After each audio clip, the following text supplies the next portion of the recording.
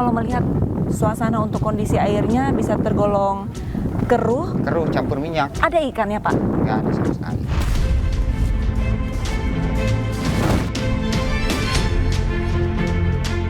Kalau untuk drastisnya hasil tangkap yang menurun, itu bisa mencapai 70%.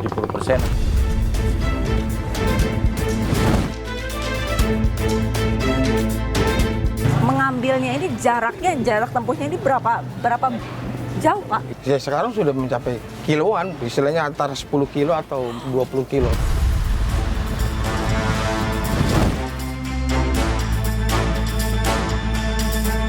Terkait dengan rencana akan dibangunnya dermaga untuk stockpile, maka motif utamanya adalah bisnis.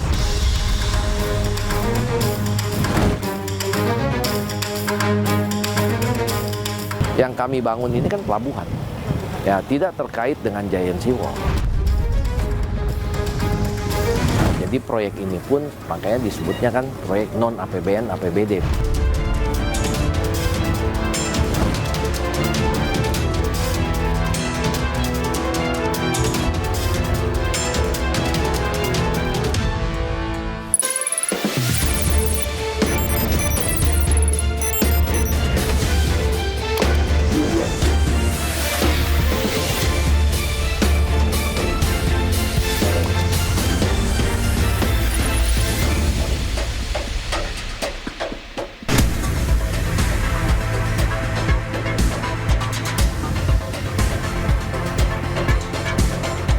Baru-baru ini media sosial diramaikan dengan video penampakan tanggul beton di pesisir Cilincing, Jakarta Utara. Meski dinyatakan memiliki izin resmi, tanggul beton yang dibangun oleh PT Karya Citra Nusantara untuk bongkar muat batu bara curah ini mendapatkan penolakan keras dari para nelayan. Apa alasan nelayan menolak dan apa dampak yang ditimbulkan dari pembangunan ini? Ikuti penelusuran kami.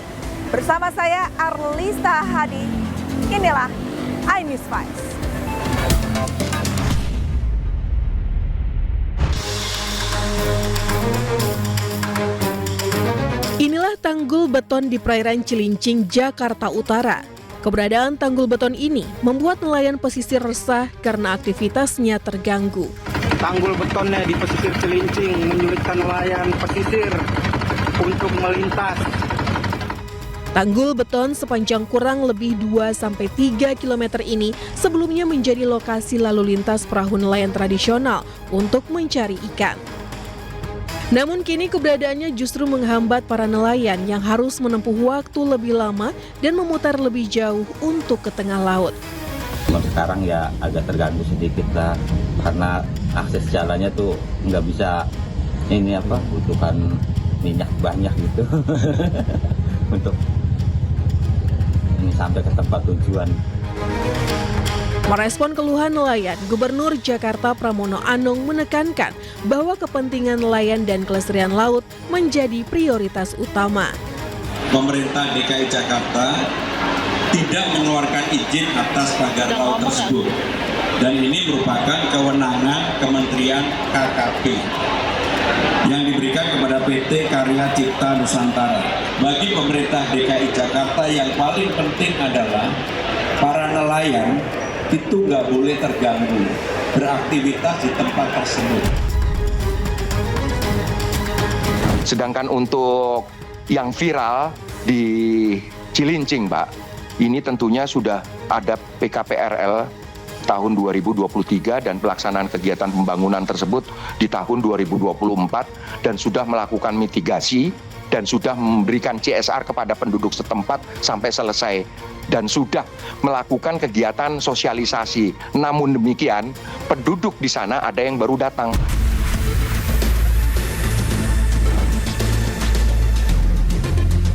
Pemirsa Newsfires, untuk mengetahui seperti apa dampak dari pembangunan pagar beton Cilincing Marunda, Jakarta Utara, saat ini saya akan menuju ke lokasi menemui sejumlah nelayan yang ada di sana. Ikuti penelusuran saya. Saat ini saya sudah di kawasan Kampung Nelayan Cilincing menuju ke lokasi pertemuan saya dengan salah satu nelayan yang ada di sini.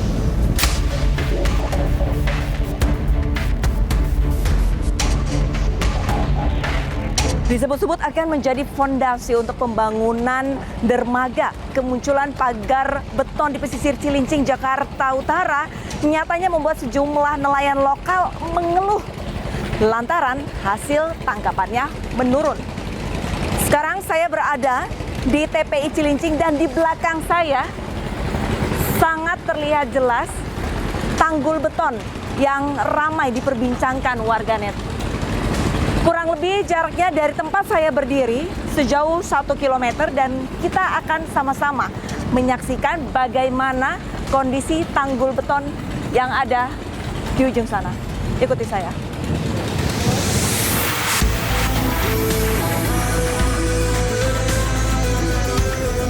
Pemirsa Newsfile, di belakang saya sudah terlihat dengan jelas tanggul beton yang viral di media sosial. Jarak tempuh dari TPI Cilincing menuju ke tanggul ini tidak membutuhkan waktu lama, kurang dari 15 menit akan tiba di tanggul. Lihat di sebelah kiri saya, sangat jelas tanggul beton yang berdiri kokoh di perairan Cilincing yang ramai diperbincangkan. Di sebelah sana juga ada tanggul, tidak hanya di satu sisi, tapi di sisi sebelahnya lagi atau seberangnya lagi juga berdiri tanggul yang sama. Dari informasi yang kami himpun, di tempat sekarang saya melaporkan di atas kapal ini untuk ketinggian airnya sendiri 4 meter, tapi semakin ke ujung tanggul beton semakin dalam 8 meter. Berarti bisa dilihat untuk ketinggian air sendiri makin ke ujung makin dalam.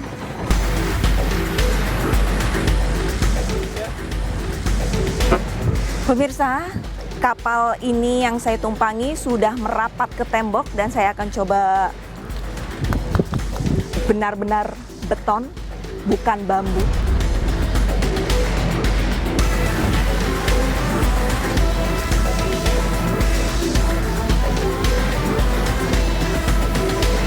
Untuk bentuk dari tanggul beton ini sendiri memanjang dan melingkar, dan para nelayan yang ingin mencari ikan, mereka harus berlayar cukup jauh dari TPI Cilincing menuju ke luar dari beton ini sendiri, ya jaraknya kurang lebih 1-2 km ya.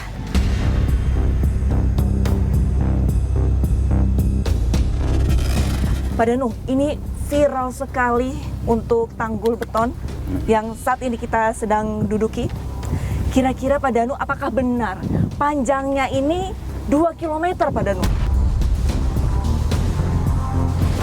Nah, sebenarnya ini ada kesalahan ya dari sesuatu kita lihat yang viral di media. Nah, itu mencapai 2 km. Tapi sebenarnya ini 1 km pun tidak sampai, hanya 950 meter. 950 meter, bukan 2 km. Ini bukan memang sudah dihitung ya Pak ya? Iya, sudah diukur. Nah, perhitungan itu sama siapa? Bekerja sama dengan siapa Pak Danu? Ya, alhamdulillah selama ini kita baik dari pihak Airu Cukup Batu. Selama ini juga mencari mana yang benar kan. Polairut gitu. ya, kerja sama dengan Polairut. Ya. Saat ini yang sudah sampai breakwater yang tadi, ini bagian pelabuhan yang tadi saya sampaikan, karena kalau saya menyebutnya bukan tanggul beton, ya, bagian dari pelabuhan, ya, di breakwater ini udah 1150 meter, ya 1 kilo lebih lah. Tapi kalau misalkan saya lihat ini bisa dikatakan pembangunannya memang terhenti di sini, atau nanti akan ada perkembangan untuk perpanjangan tanggul ini sendiri Pak? Di sini juga ada keterbatasan wawasan dari nelayan yang sampai mengetahui dari skema yang ada. Tentunya di sini, dan ada program-program untuk nelayan yang akan dibantu oleh pihak ASEAN sendiri.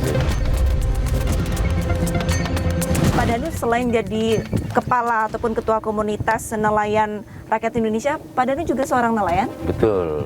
Nah, Pak Danu, pada saat mencari ikan ada hambatankah ataupun kendala setelah tanggul ini didirikan? Pelaksanaan pembangunan pelabuhan berpengaruh dengan hasil tangkap, ya.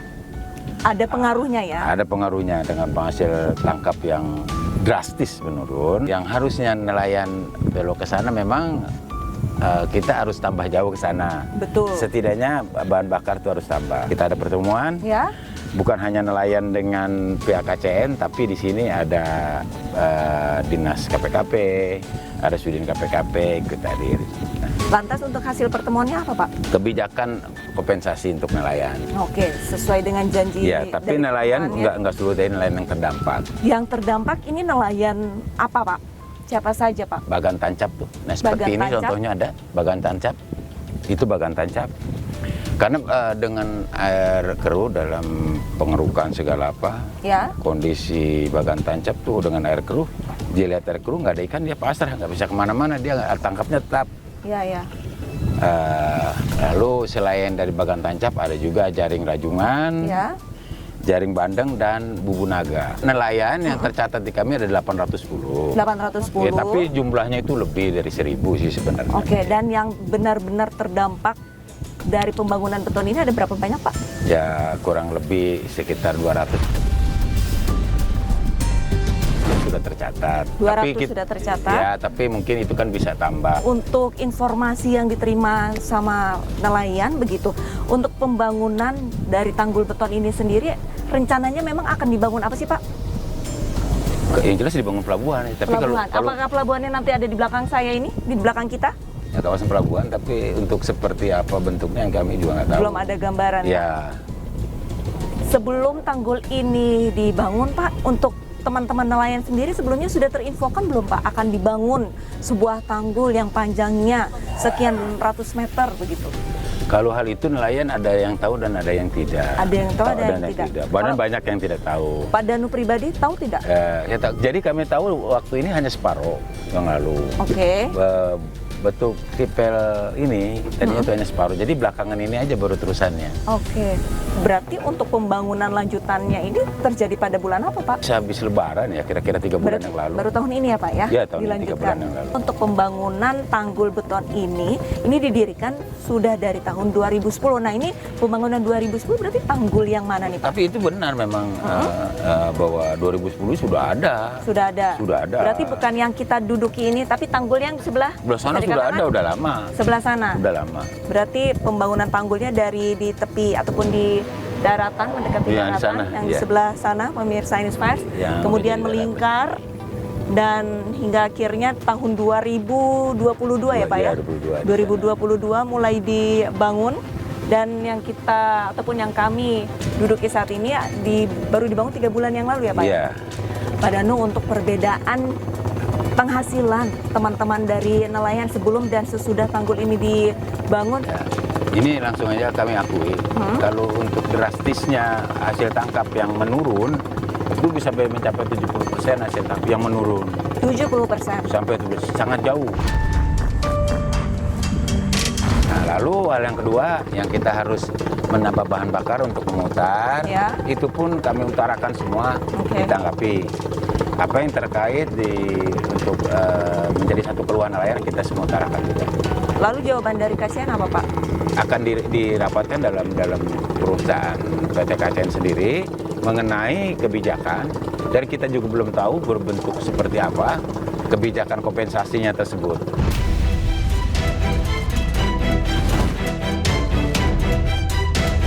Dengan penghasilan bisa dikatakan hanya Rp100.000 gitu per malam, Ya, cukup Pak untuk menghidupi keluarga, Pak? ya mesti mau diapain? Kalau nggak cukup ya disabarin aja. Mau diapain?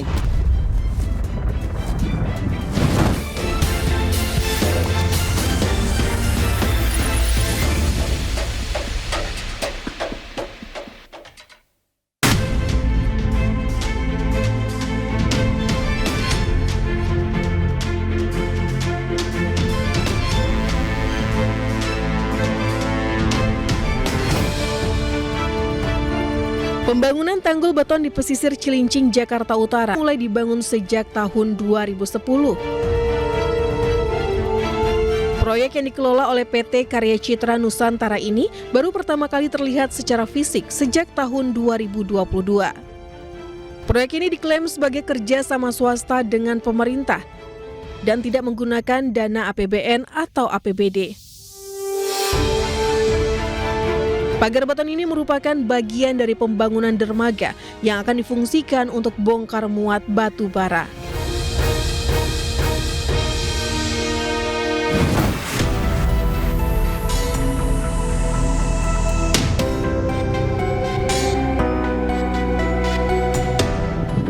Pemirsa, di belakang ini adalah bagan tancap milik dari seorang nelayan yang bernama Pak Jamaludin, sudah ada di sebelah saya. Ya. Pak Jamal adalah salah satu nelayan yang terkena dampak dari pembangunan tanggul beton sepanjang 950 meter ya Pak. Ya.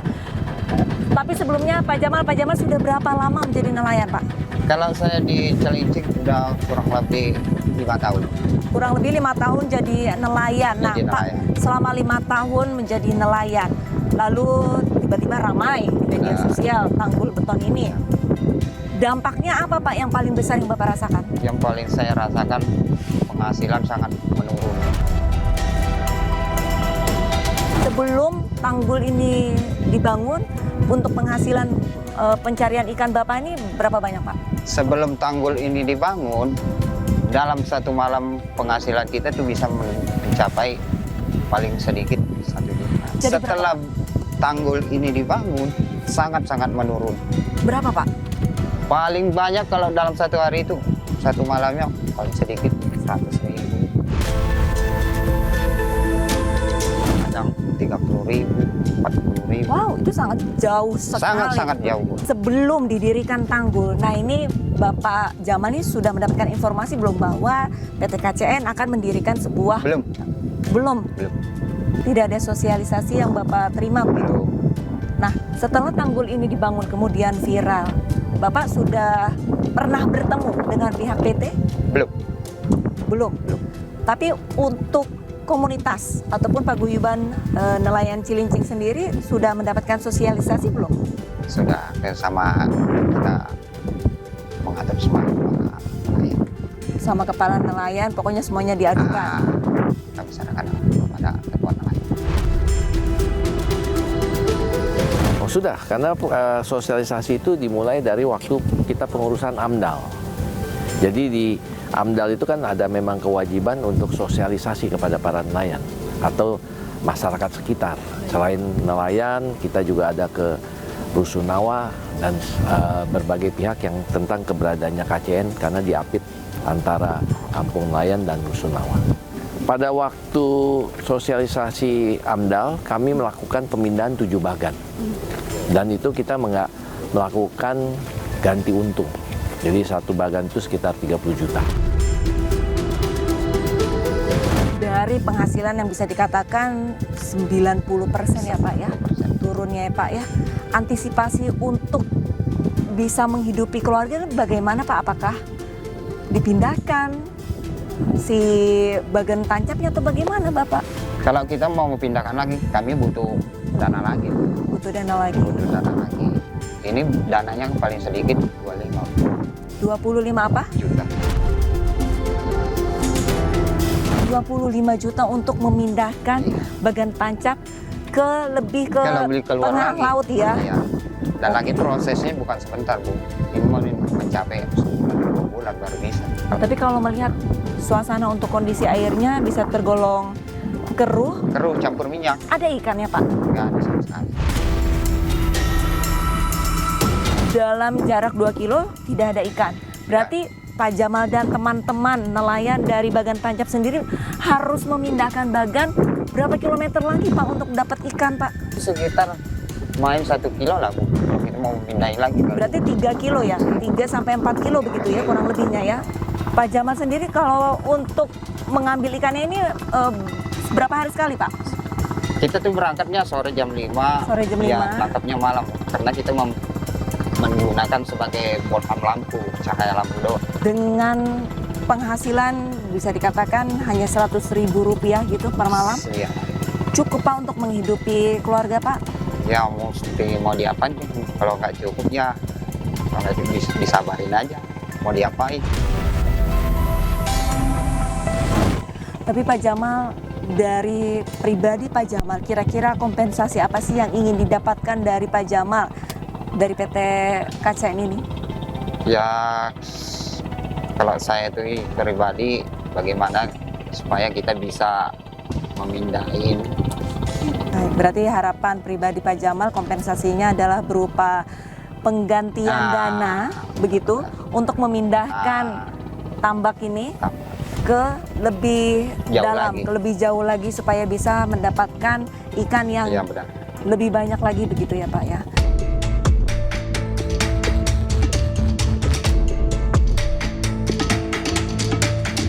Pemirsa Newsfile, saat ini saya sedang menuju ke Pasar Ikan Kampung Nelayan.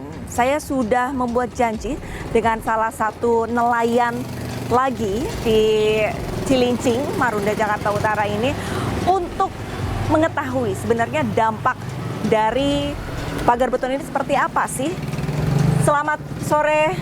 Selamat sore. Pak Ahmad ya, betul ya, Pak Ahmad. Pak Ahmad ini merupakan seorang nelayan sekaligus penjual ikan, betul? Iya. Betul. Ini kalau boleh tahu Pak Ahmad, untuk si pasar ikan kampung nelayan ini sebenarnya saya lihat masih ramai ya.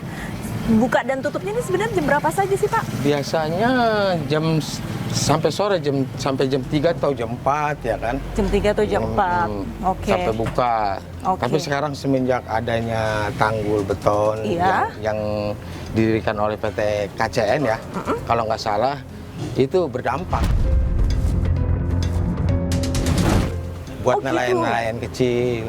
Apa dampak yang sudah Bapak alami? Ya dampaknya istilahnya jadi kita semakin jauh. Semakin jauh? Semakin jauh untuk mencari ikan. Biasanya kan cuma hanya di pinggir kita mencari ikan terus dapat hasil kita langsung jual ya kan? Iya. Tapi sekarang ini udah semakin sulit kita mencari. Semakin sulit. Nah ini seperti ikan-ikan udang cumi yang dipasarkan di sini, ini berarti mengambilnya ini jarak tempuhnya ini berapa jauh Pak? Jauh. Berapa kilometer? Bisa mencapai, ya sekarang sudah mencapai kiloan, istilahnya antara 10 kilo atau 20 kilo. Padahal sebelum ada pagar beton itu? Nggak terlalu jauh, kita bisa menangkap ikan jadi lebih enak dan biayanya juga seperti istilahnya ringan gitu ya kan. Biaya ongkosnya untuk beli solar apa ya kan. Sekarang mungkin ada beton itu kita istilahnya pembiayaan untuk beli solar lebih tinggi. Oke, biasanya ini pasti banyak yang ingin tahu kalau sekali berlayar untuk menangkap ikan sebelum ada beton ya Pak ya, membutuhkan rupiah berapa untuk membeli solar pulang pergi? Pulang pergi biasanya cuma hanya 3 liter.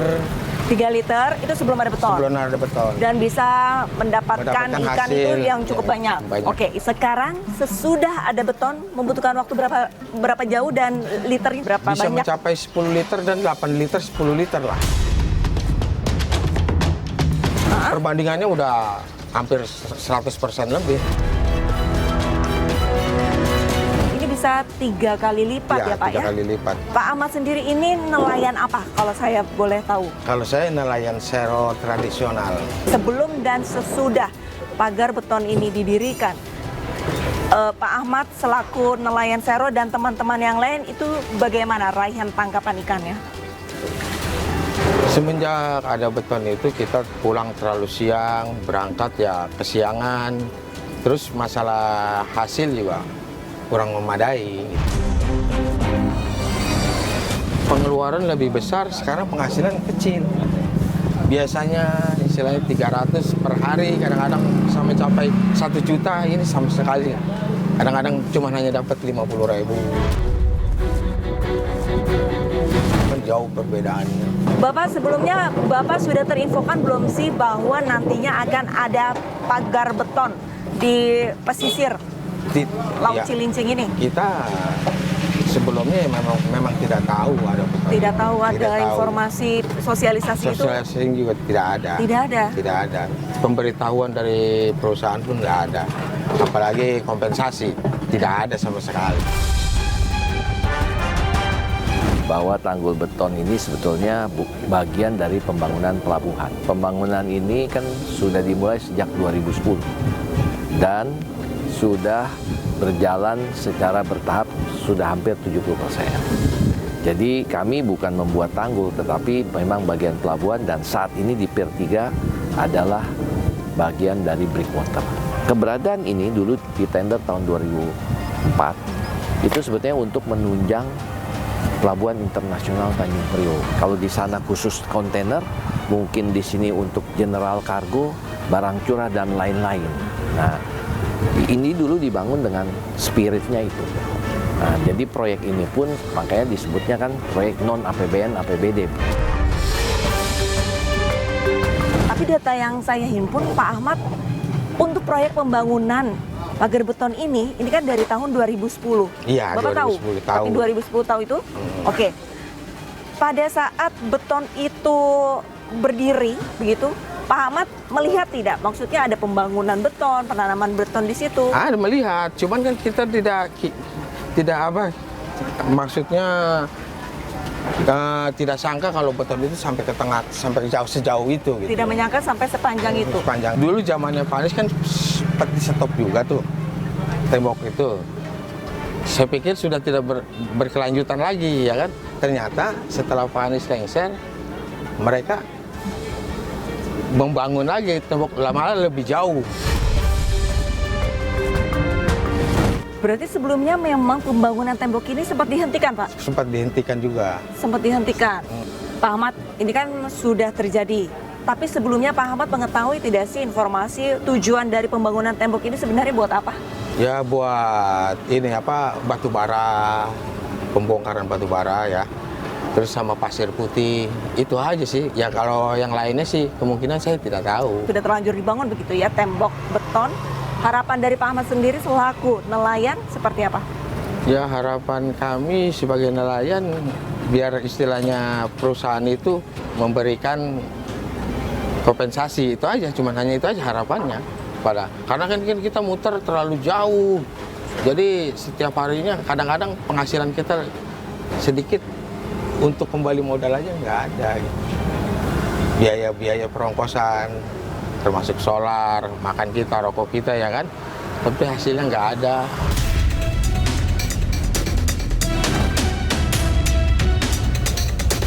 Beton itu kan salah satu materialnya adalah semen. Iya. Semen itu salah satu adukan atau campurannya adalah batu bara. Batu bara itu salah satu bahan berbahaya beracun atau disebut dengan B3.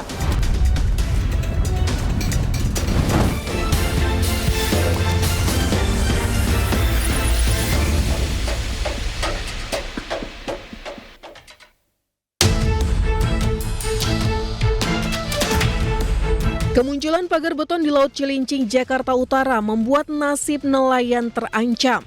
Pagar beton menutup jalur perlintasan sehingga nelayan tradisional harus memutar lebih jauh yang memakan waktu dan tenaga.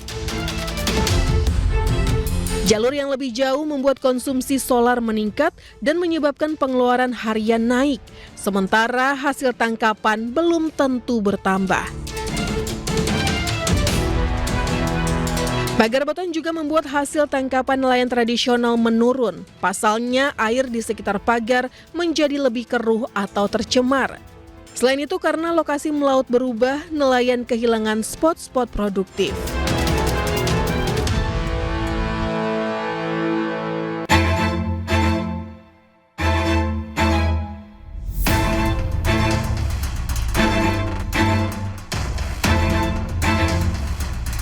Pemirsa News Files, pembangunan dari tembok beton yang ada di pesisir pantai Cilincing, Marunda, Jakarta Utara tentunya memiliki dampak yang cukup luas. Tidak hanya terdampak dari para nelayan, tetapi juga pulau-pulau yang ada di sekitarnya. Sudah bersama saya Pak Mukrif Priyatna dari Walhi.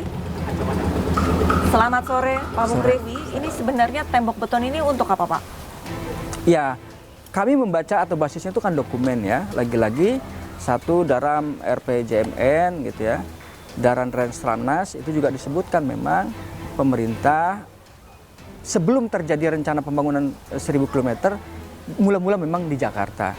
Yang saya sebutkan tadi awalnya 32, tapi proses pelaksananya 30 km bangun tanggul lautnya ini ya. Dan dari mana uangnya itu direncanakan itu untuk investasi pembangunan ini dibutuhkan 40 miliar US dollar.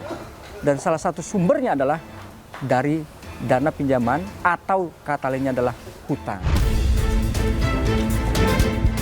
Sempat berbincang begitu Pak, mereka mengklaim bahwa tembok beton ini nantinya akan dibangun sebagai pelabuhan, sebagai dermaga. Nah ini kalau memang untuk proses pembuatan dermaga, apakah diperlukan pagar beton Pak?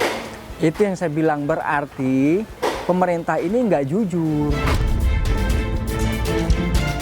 terkait dengan rencana akan dibangunnya dermaga untuk stockpile. Maka motif utamanya adalah bisnis. Bukan lagi bicara tentang bagaimana menyelamatkan warga dari ancaman bencana ekologis. Tidak seperti itu. Betul ada fakta, tetapi inilah menjadi trigger buat menjadi pembenaran apa yang dilakukan oleh pemerintah dalam pengambilan keputusan pelaksanaan proyek ini. Untuk AMDAL-nya sendiri bagaimana Pak? AMDAL ini juga menjadi masalah buat kita karena sejak terbitnya Undang-Undang 11 tahun 2020, junto Undang-Undang 26 tahun 2023 tentang Cipta Kerja, yang semula biasanya wali itu dilibatkan sebagai tim penilai AMDAL, hari ini tidak pernah lagi. Nah taruhlah kami nggak dilibatkan dalam hal itu, tetapi kami pengen berharap sebetulnya warga itu didengar langsung, tidak hanya diwakili oleh siapa orang-orang dianggap berkepentingan atau paling pandai bicara gitu. Nah biasanya motif-motif penyusunan AMDAL seperti itu. Jadi jarang sekali dalam dokumen analisis dampak lingkungan itu viewer dibuka gitu, dilibatkan, oke didengar aspirasi rakyat. Kami pengennya begini karena khawatir begitu. Kami setuju ini kalau dibangunnya seperti ini. Itu yang jarang terjadi di banyak tempat di pengalaman saya sampai dengan hari ini. Kalau semua perizinan itu kalau pembangunan, operasional dan semua itu kan dari Kementerian Perhubungan.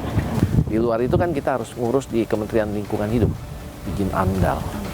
Nah di mana AMDAL pun punya kewajiban. Lalu di KKP kita harus urus PKKRL. Itu kan pemanfaatan ruang lautnya seperti apa. Nah, itu semua harus kita jalankan.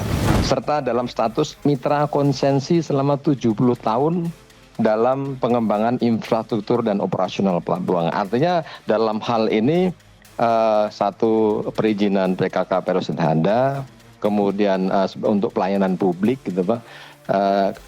Kami tanyakan juga kenapa itu sampai di pagar beton. Mereka nanti untuk breakwater, Bapak. Pembangunan dari tembok beton ini sendiri tentunya sudah meresahkan nelayan. Tapi dampak yang lebih masif, yang lebih luas, ini sebenarnya benarkah bisa membuat pulau-pulau kecil yang ada di sekitarnya ini tenggelam, Pak? Ya, jadi memang sejak awal yang paling kami khawatirkan adalah dengan adanya proyek yang rencananya membangun tanggul laut raksasa sepanjang 1000 km. Dan Jakarta ini baru tahap awalnya. Di Jakarta itu baru 30 km termasuk membangun 17 pulau-pulau buatan. Nah proyek ini disebut atau dinamakan dengan National Capital Integrated Coastal Development. Jadi pemerintah berupaya membangun itu untuk menjawab dua hal sebetulnya. Pertama tujuannya adalah memastikan bagaimana permasalahan namanya abrasi, yang kedua permasalahan namanya banjirop itu bisa teratasi. Tetapi nggak masuk di logika. Kenapa?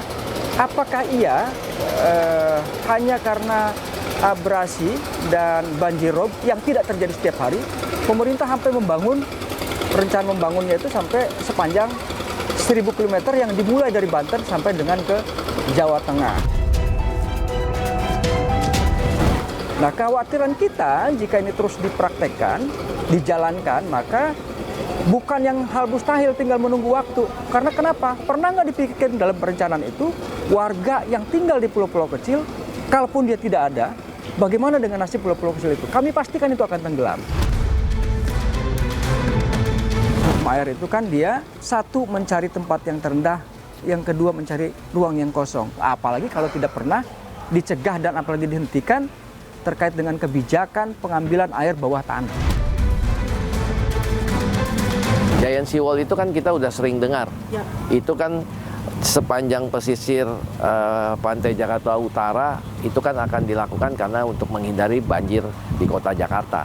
Tapi itu kan masih, memang pemerintah sudah bilang akan melanjutkan itu, tapi kan belum, kan masih tahap sosialisasinya pun belum ada.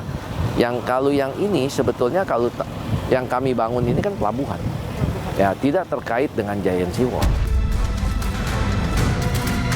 Efek ataupun pengaruh laut dengan adanya tembok beton ini apa Pak? Alur air, jangankan di beton begini. Ya. Dulu kita pernah sengketakan atau persoalkan, kenapa reklamasi ditolak? Karena dia akan menghambat alur air yang dihasilkan dari Muara Ciliwung, itu akan menjadi pelambatan. Oke. Gitu. Jadi jangan heran kalau kemudian kok air banjir itu susah sekali dia terserap ke tanah selain dia memang sudah padat gitu ya. Terhambat karena ini salah satu faktor.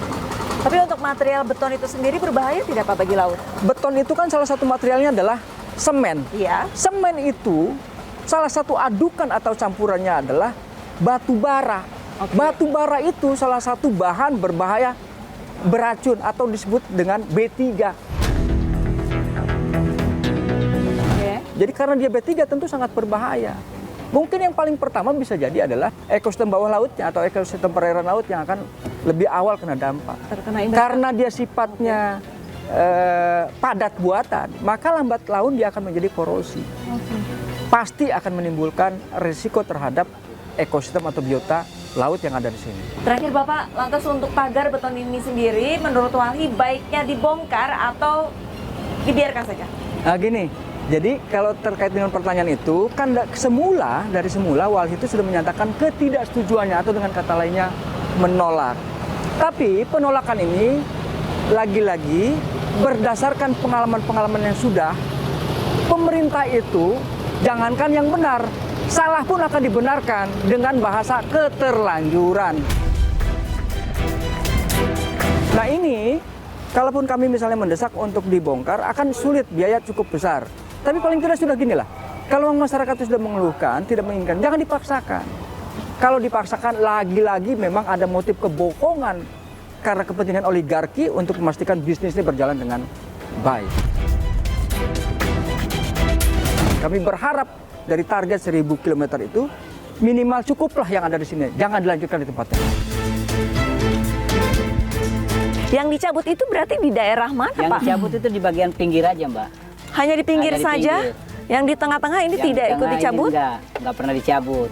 Dan juga banyak alat tangkap nelayan di sini yang dirusak.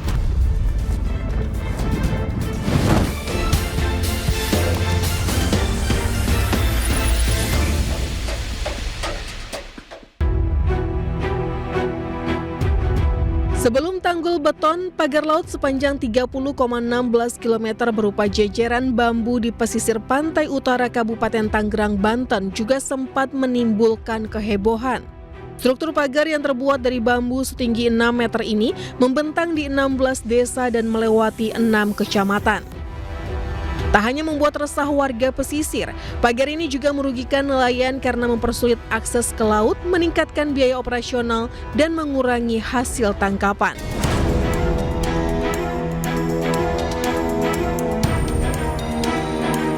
Atas perintah Presiden Prabowo Subianto, Kementerian Kelautan dan Perikanan bersama TNI Angkatan Laut dan instansi maritim lainnya membongkar pagar laut di Tangerang, Banten pada Sabtu 18 Januari 2025. Pembongkaran pagar bambu yang telah mengganggu aktivitas nelayan ini melibatkan lebih dari 2.500 personil gabungan dari berbagai pihak terkait. Selain itu, pada Selasa 11 Februari 2025, pagar laut ilegal sepanjang 3,3 km dengan lebar area 70 meter yang membentang di perairan Desa Segara Jaya, Kecamatan Tarumajaya, Kabupaten Bekasi, Jawa Barat juga ikut dibongkar. Pembongkaran dilakukan secara mandiri oleh PT Tunas Ruang Pelabuhan Nusantara selaku pemilik pagar laut dan dalam pengawasan Kementerian Kelautan dan Perikanan. Satu alat berat eskavator serta belasan pekerja dikerahkan untuk mencabut satu persatu bambu yang memancang di dalam perairan, serta mengeruk dan membongkar tanggul yang terbuat dari tanah laut. Pemirsa Newsfile, sebelumnya pada Januari 2025 polemik kasus pagar laut di Bekasi juga sempat menghebohkan publik. Pagar bambu sepanjang 8 km tersusun rapi membentang di Desa Segarajaya di perairan Bekasi, Jawa Barat. Dan saat ini saya akan ditemani oleh nelayan Sero ya, Iya, Pak, ya, dengan Sero. Bapak Nur Salim. Bapak Nur Salim yang Jadi biasanya mencari ikan di perairan Bekasi, namun karena adanya pagar bambu jadi agak sulit ya Pak ya? Iya, benar. Pak Nur Salim, ini kan beredar kabar sebenarnya pagar bambu sudah dicabut, tapi sebenarnya masih ada atau tidak sih Pak? Masih ada sampai sekarang. Masih ada sampai Masih ada, sekarang? iya. Apakah benar masih ada? Kita telusuri. Bersama sejumlah nelayan Serok Pasar Ikan Cilincing dan perwakilan Walhi, tim iNewsFile berlayar menuju perairan Bekasi, Jawa Barat. Waktu yang kami tempuh menuju perairan Bekasi sekira 30 menit. Pemirsa iNewsFile, setelah menempuh perjalanan kurang lebih 30 hingga 40 menit, tibalah kami, saya, perwakilan nelayan dan juga perwakilan dari Walhi di perairan Bekasi, Jawa Barat, di mana beberapa waktu lalu di perairan Bekasi ini sempat viral. Seperti yang Anda lihat di belakang saya, ada bambu yang berdiri tersusun rapi. Nah, pagar bambu ini sempat viral. Dan sebelumnya juga sempat ramai dicabut, tapi nyatanya masih ada. Langsung kita tanya, Bapak, biasanya ini Bapak kan mencari ikan di sini ya Pak? Iya. Dengan adanya pagar bambu, dampak yang Bapak alami seperti apa Pak? Dampaknya banyak. Dampaknya hasil tangkap kami jauh berkurang dari sebelum adanya pagar bambu ini. Dan kedua, untuk akses kami itu harus banyak berputar dari alat tangkap yang satunya pindah ke alat tangkap satunya karena adanya pagar bambu ini. Berkurangnya seberapa drastis Pak? Ya sekitar 60-70% lah. Dari penghasilan kita biasanya sehari itu bisa dapat 500 sampai 700, sekarang paling 100.000 bahkan bisa di bawahnya. Yang dicabut itu berarti di daerah mana Yang Pak? dicabut itu di bagian pinggir aja Mbak. Hanya di pinggir Hanya di saja? pinggir. Yang di tengah-tengah ini Yang tidak di ikut tengah ini dicabut? enggak pernah dicabut. Dan juga banyak alat tangkap nelayan di sini yang dirusak. Ada 85 unit alat tangkap nelayan Sero di sini, itu dirusak pakai beko dari pihak perusahaan.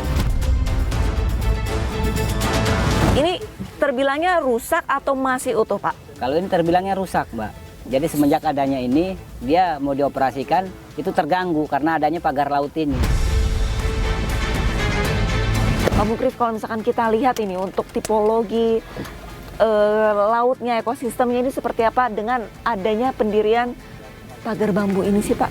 Ya, sebelum kau mau ke konteks ekosistemnya atau dampak-dampaknya, yang pertama kan ini karena posisinya pasang ya, jadi kelihatannya pendek banget ya. Iya. Padahal bambu ini berkisar antara 6 sampai dengan 8 meter panjangnya, berarti cukup dalam. Tapi yang jelas ini kan sudah kerasa mengganggu alur laut, mengganggu alur transportasi nelayan setempat. Nah, kita berharap pemerintah benar-benar menunjukkan konsistensinya, jangan sering-sering bohong atau kibul. Betul, jangan gitu ya. ngomong, Pak. Jangan hukum, tapi faktanya nggak diapa-apain.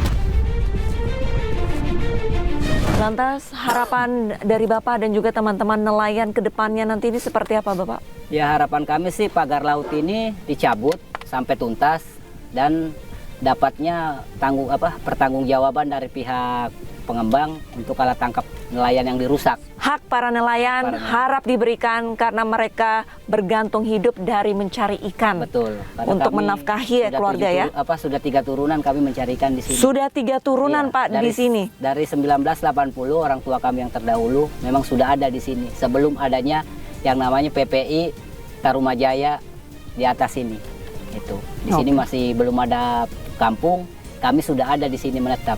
Himbauan dari Walhi bagaimana Bapak? Nah, kita berharap pemerintah itu selain mencabut pagarnya, lagi-lagi sepanjang tidak dicabut peraturan atau kebijakannya, tinggal nunggu waktu aja. Ketika rame tutupin, nanti muncul lagi. Jadi konsistensi untuk melahirkan kebijakan yang merusak itu berhentilah.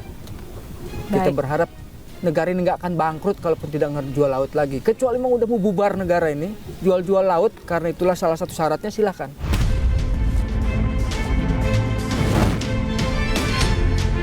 Sebelah kiri saya pagar beton, sebelah kanan saya pagar bambu. Sejatinya, pembangunan apapun harus melewati proses uji penelitian yang serius demi menjaga lingkungan dan tetap memperhatikan kesejahteraan masyarakat setempat. Nasib nelayan yang menggantungkan hidupnya pada laut dan dampak ekologis harus menjadi prioritas utama agar ekosistem laut tetap terjaga. Jadi, jangan bilang Anda tidak tahu permasalahan ini, karena kami sudah memberitahukannya.